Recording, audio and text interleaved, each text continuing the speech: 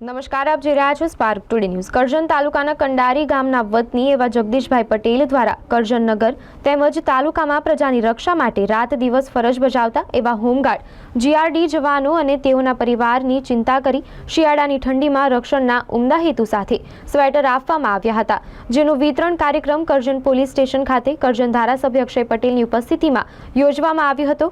કાર્યક્રમમાં દાતા અને ધારાસભ્યના હસ્તે હોમગાર્ડ જીઆરડી જવાનો અને પરિવારના બાળકોને સ્વેટર અર્પણ કરવામાં આવ્યા હતા। આમ દાતાઓનો ખાખી પ્રત્યેનો માનવતાનો અનોખો અભિગમ જોવા મળ્યો।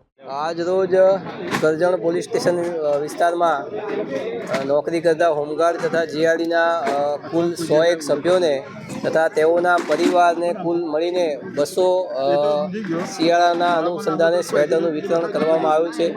એ બદલ આના જે દાતા છે જગદીશભાઈ, એમનો કરજણ તથા વડોદરા ગ્રામ્ય પોલીસ તરફથી હું ખૂબ આભાર માનું છું અને સતત લોકોના માટે ઉજાગરા કરતા પોલીસ માટે પણ આવા દાતાશ્રીઓ વિચારે છે, એ બદલ તેઓનો ખૂબ આભાર અને અભિનંદન આપું છું તેઓને।